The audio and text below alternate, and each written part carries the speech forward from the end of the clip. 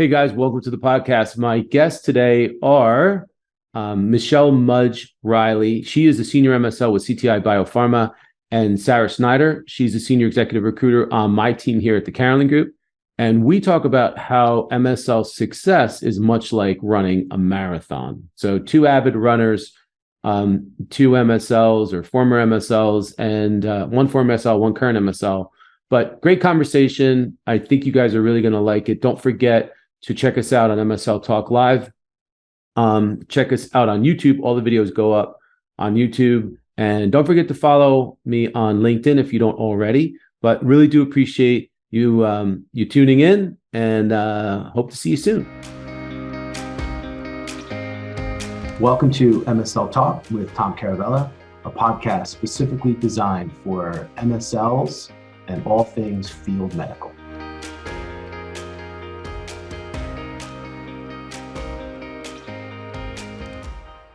Hey, Sarah and Michelle, welcome to the podcast. How you guys doing? Great, thanks. Doing good. Thanks for having me. Yeah, exciting. So guys, I have two very established runners with us today. I am the least established of this group. So, but this, just so you guys know, this is a topic that came about from Michelle because she's an avid runner, and she had this idea of, hey, why don't we talk about how MSL success is like running a marathon? Now, when this whole thing came about, I was like, yeah, let's do it. I was like, we got to get Sarah into this because Sarah's an avid runner. And she, as you guys know, Sarah works with me and she's like my partner in crime. So I'm like, this is perfect. I think we're going to have an awesome conversation. But before we get into it, Michelle, why don't you do a quick introduction, and then we'll have Sarah, you could do an intro. Great. Thanks, Tom. Yeah. So I am a physician by training, and I work as a senior MSL in medical affairs. Just a little bit about my background. I kind of think about it in terms of three different buckets here, because I've done a lot in my career, and I know we're going to get into that some. But gosh, I could talk for hours, which no one wants here, about the different things that I've done. So actually, I started off wanting to be a doctor and going to medical school and thinking I would ride off into the sunset and practice medicine for the rest of my life. And as what happens with many of us, although I loved it and I love the patients, I ended up doing well in medical school. People liked me. I did not end up wanting to do the traditional route of practicing medicine. So what was that transition like? How do you approach that? And that was the challenge at the time, because I'm a people person and I love patients. I love the science of medicine, and I wanted to do something bigger, something combining the business of medicine with the science of medicine and the people aspect. And so then fast forward 10 years, I ended up getting into consulting, starting some businesses, working with other physicians who were thinking about some similar things, because as other podcasts have talked about, and you guys have talked about, physicians often experience burnout or are trying to figure out how they can have an impact as well, and in a non-traditional way.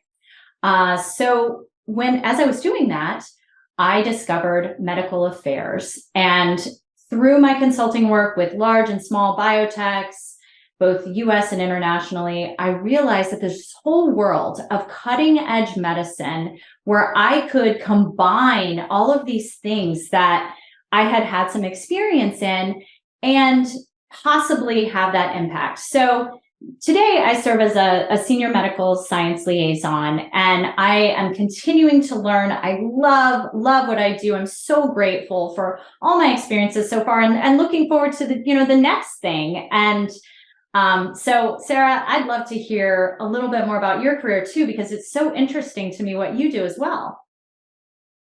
Yeah, thank you. No, that's wonderful to hear. So as Tom alluded to, I am an executive recruiter on his team.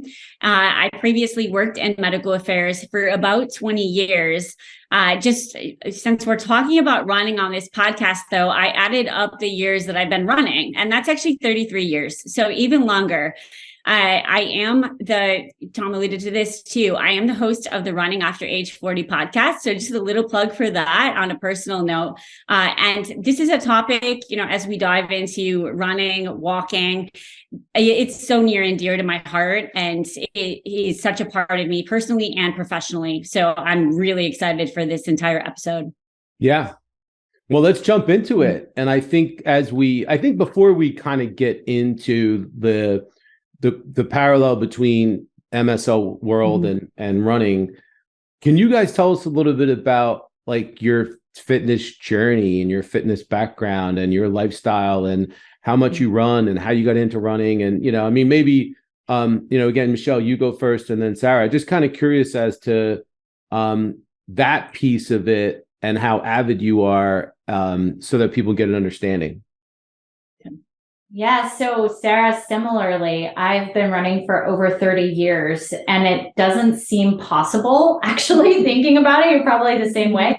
I didn't start out as a runner. I started out as a soccer player, and I played competitive soccer year round throughout junior high, high school, until suddenly my skills stopped advancing. And someone told me, why don't you try the cross country team? And I was like, okay. So I did, and it was pretty awesome. And then I walked on to my college team, ran in college, but I never run more than 10 miles. So then on the first day of medical school, I met another girl that actually we're still friends. And she was like, hey, I'm training for the Chicago Marathon. You want to train with me? And I said, yeah, sure. Sounds like a good idea. Right? First day of med school, and we decided to run a marathon together. I've never done any of that. So that's how my journey started, and it hasn't stopped. And, I love the discipline and the patience that it builds, because those are things that, we all struggle with, and the community too. I mean, just meeting another runner, instantly we have camaraderie and we're able to kind of chat about, the goods and the bads and how you do this and that and injuries and races and all that stuff. So are you doing races regularly, real quick? Or like, you're doing races regularly, like marathons? Yes. Yeah. So I've done 13 marathons, numerous half marathons. I just did a half marathon actually 2 weekends ago. I do mostly distance running, but every once in a while I'll throw in a 5K. But as we could talk about, 5K is a little bit harder than marathons, even though that seems like a paradox because you have to run so fast. Yeah. And Sarah, I know you run every day, but like, are you still doing races and stuff? Yeah. So like Michelle, I ran back in college. I did cross country and long distance on the track. So we're talking 10K, 25 laps around the track. And then it's funny that you mentioned that, Michelle, because my first marathon was the Chicago Marathon as well. And it was my last year of pharmacy school. And I thought, when we did rotations, let's put it that way. And speaking of, I've never met a runner I didn't like the camaraderie. I was on rotations all across the country. And so when I would go, let's say Arizona, or I think I was in Washington, D.C. I was in Washington, D.C. at FDA, and I didn't know anyone. So I literally would this is back when we had to look at running magazines, right? I'd look up the running store, figure out when they met at the track, just show up, introduce myself. Like, I met people all throughout the country through that. And that's how I got the idea to run the Chicago Marathon too. So that was my first introduction into super distance running. I actually, unlike you, did all my running back then. And I did, I raced almost every weekend for several years. Half marathons, just any distance. My best friends were all involved in it. I was on running teams. I stopped about 10 years ago from the competitive, racing, just from, some knee things, different things, but I still get out and run. I have good friends that do it around, in my community. But so I think we run for different reasons now. I don't typically participate in road races. I do it more just for mentally to keep in shape. Yeah. Awesome. And then let's talk about, I know there's a lot of MSLs listening, and I know probably one of the things that's going to come up is, well, how do you maintain that type of running lifestyle when you're on the road so much? Right? Yeah. It's actually easier than you might think, because to run, you don't need any special equipment. You just need your shoes, and you don't really even need a watch. I mean, I have a special watch. I think all runners like their gear, but you don't absolutely need that. A treadmill, almost every hotel, even the non like upper class ones, they still have treadmills, or you can run outside if it's safe. So it's actually a lot easier to stay in shape than most people might think. Yeah, I'll just add to that. Like, I don't think there's any excuse, right? All you need are your shoes. You don't have to pack much gear. Like, it's the one thing you can do, even if the hotel gym is not very nice. And, let's face it, the medical affairs like to work in medical affairs can be very stressful. It's often very sedentary. So I think it's one thing that you can do, whether it's even walking for 15 minutes at one of those meetings.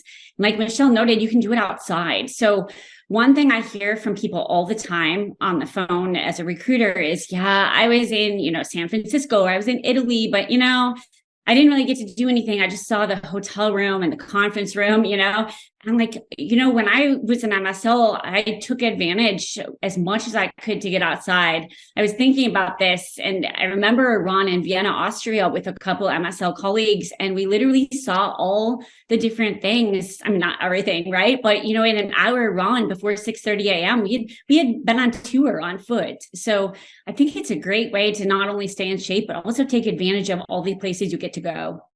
Well, what I love about that, though, real quick, Sarah, is like, there's this camaraderie to it. Yes. So I guess what you guys, from hearing you guys, when you're on a team and you're at a conference, you're at an event, or you're with colleagues or whatever, you kind of migrate, runners migrate towards each other. So it's a great way to just to build relationships. But I know, Sarah, you told me that this was like a networking thing for you. So Michelle, was that something that did you use running as a networking thing?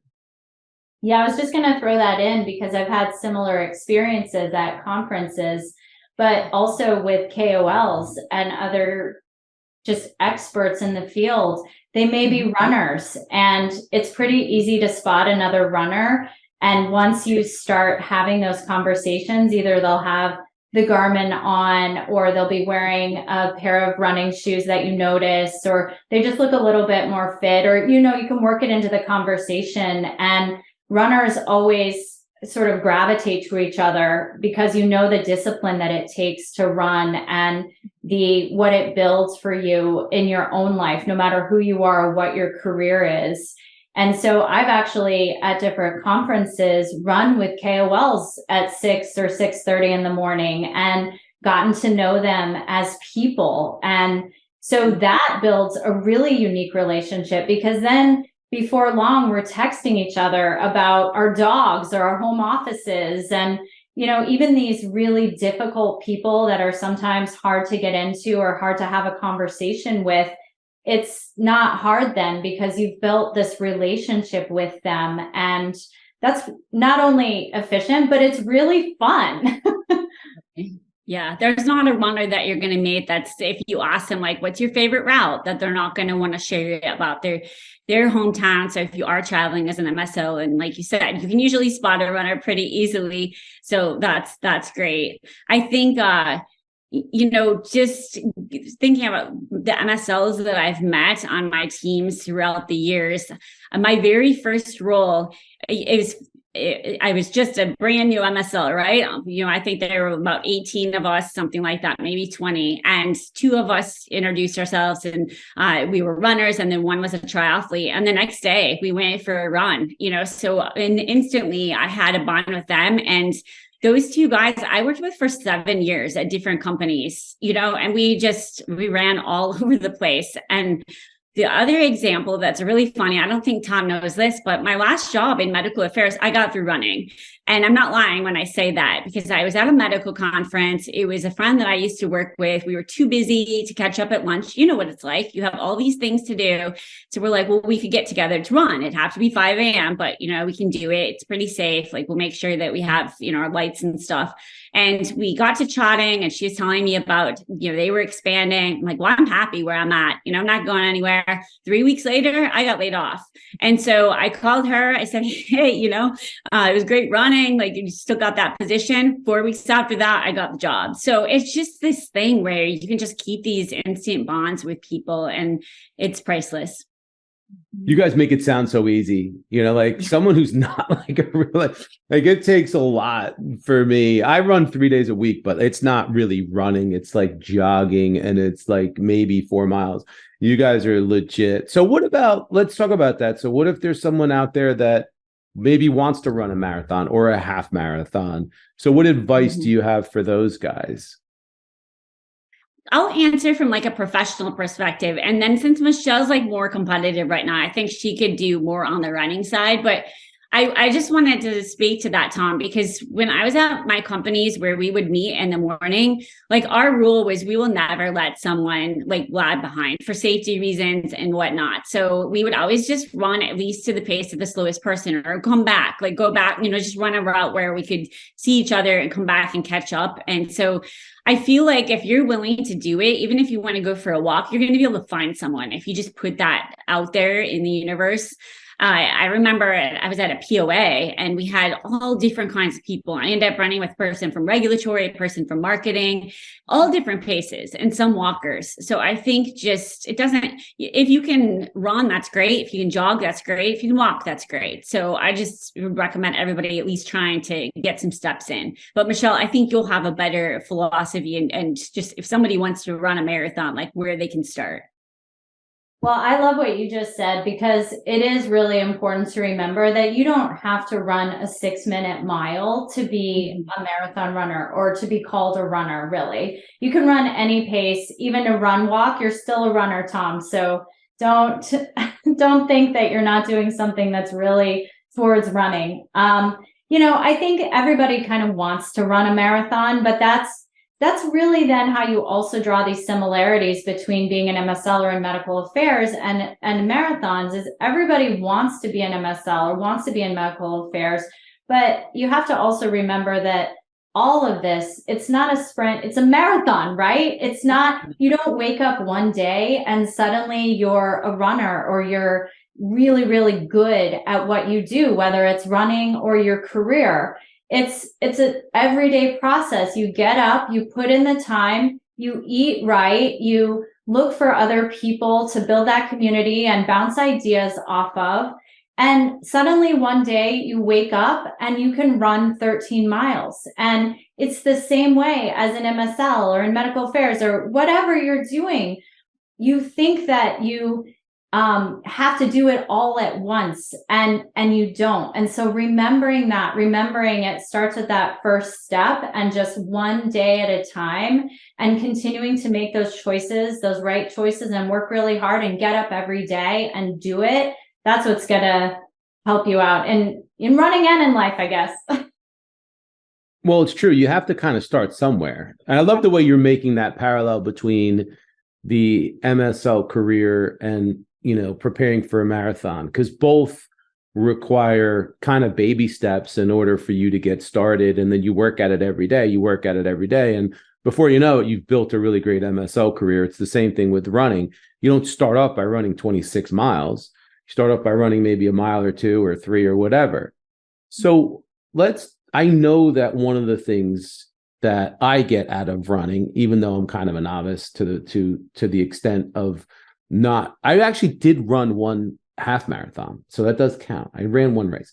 But anyway, I know that what it does for me mentally is unlike anything else. And I've been working out since I'm, a little kid. There's just nothing that any cardio workout, anything I've done in the past, even, sports, it's just running does something. So how important is the mental edge that you get from running, and how do you relate that to overcoming challenges of being an MSL or any career? I mean, for me, it's thinking about the mentally tough part and the challenges. I always go back to being at mile 18 or 20 in a marathon. You never feel good at that point, no matter what, no matter how much preparation. And that's how it is a lot of times as an MSL or in whatever you're doing. There might be a time when you're not sure what's going to happen. I mean, I remember I went through a launch for the drug that our company has. And we went from pre-commercial to commercial, and all the challenges that come with that, from going from disease education to then those reactive conversations. And the personalities, our company was really small. There were less than 40 people when I joined, and now there are over 140. I mean, it's still a small company, but that's much larger than it was. So working with different personalities cross-functionally, marketing, commercial, medical affairs, market access, everybody has a strong personality, but yet a common goal. And how do you find that common goal when things are hard and everybody is pulling at you in different ways? You go back to that mile 18 and how bad you feel, and knowing that quitting is not an option, but figuring out how to get through it, whether, when you're running, it's taking a gel or getting a drink of water, or even mentally pulling yourself back and saying, you can't get distracted here. You're not going to step off the side and quit. You're going to work through this. I think that's a lot of what running gives you and why it helps you be successful as an MSL. What do you think, Sarah? Yeah, no, I love it, especially like the mile 18. I think, and Tom brought this up too, but I just don't, people don't love running. Like, I think Michelle and I both started the podcast and we were like, we love running.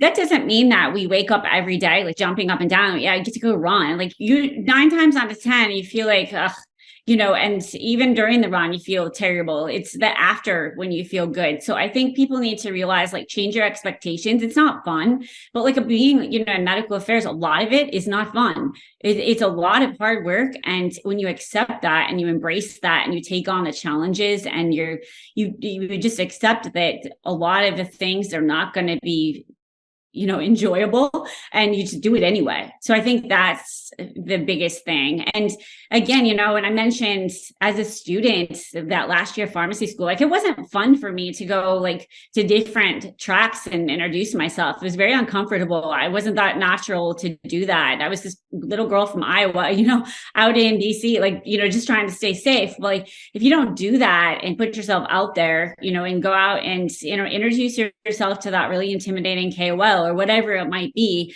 then you just don't grow. So I think that's where running is just so, it's always been very significant in my life that, like, well, if I made it up that hill that was terrible, remember that you can do anything. Yeah, I mean, listen, there's so many, I'm listening to you guys, and there's just so many benefits to it. Not just the obvious health benefits that you would get, but all this other stuff that we're talking about.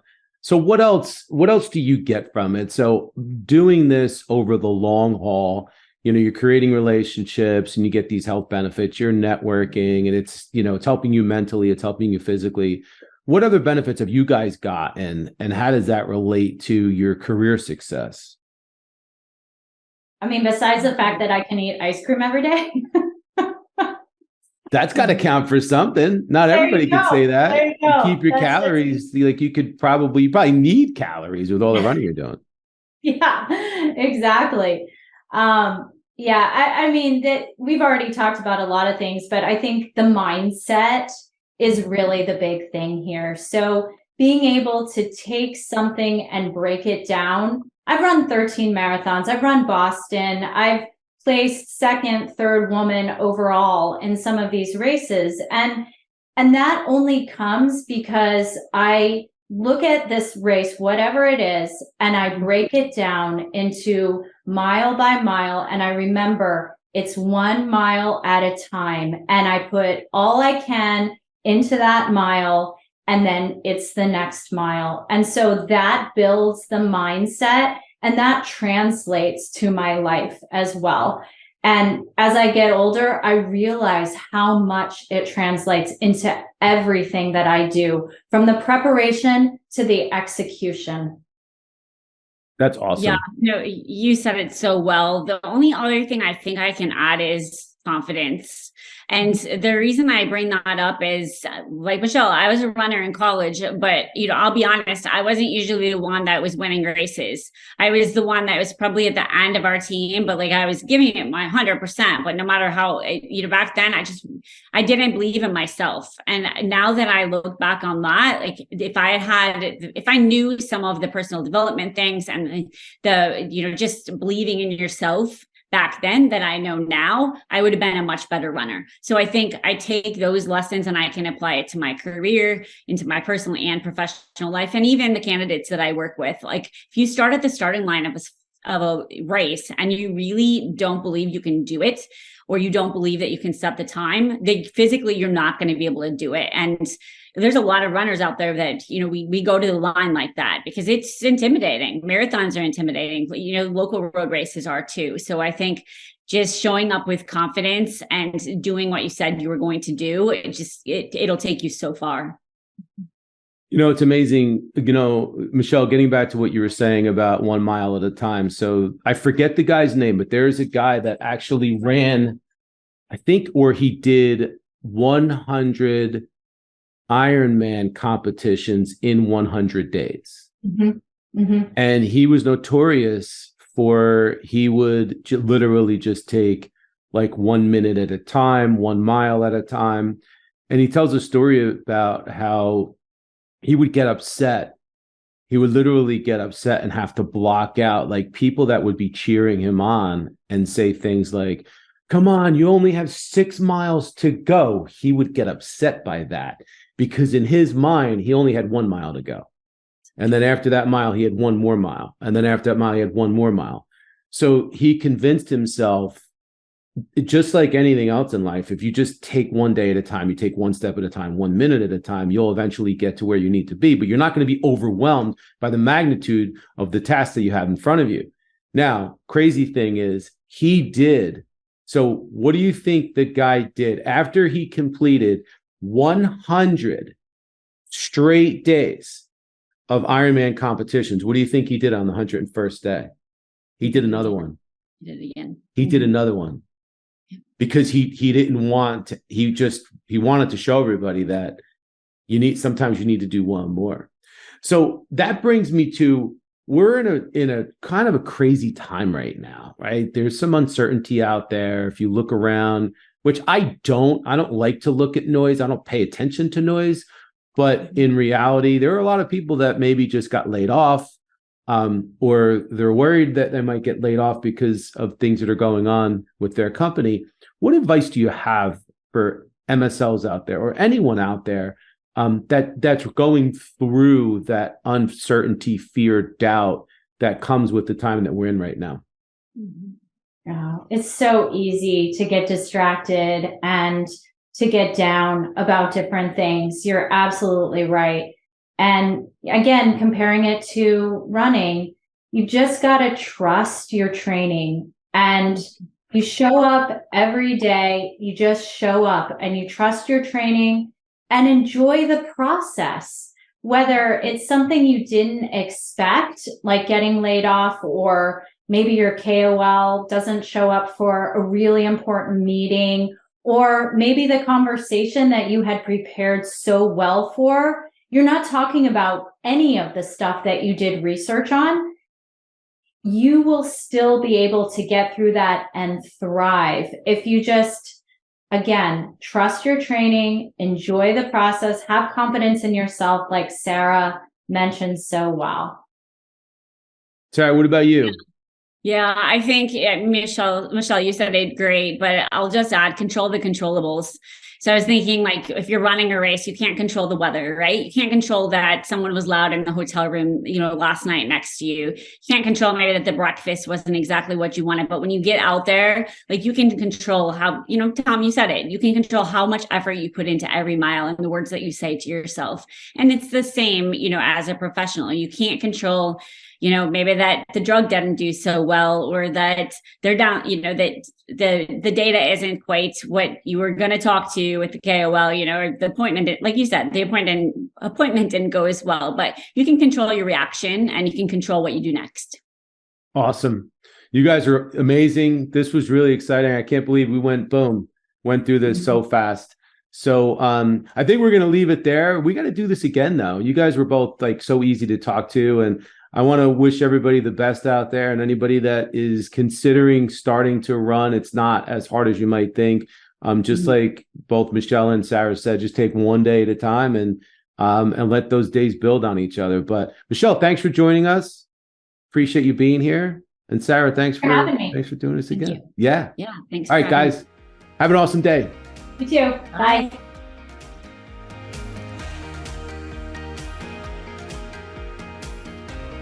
Thank you so much for listening to the show. And if you enjoyed it, please subscribe so that you don't miss an episode in the future. And feel free to leave a rating or a review or a comment.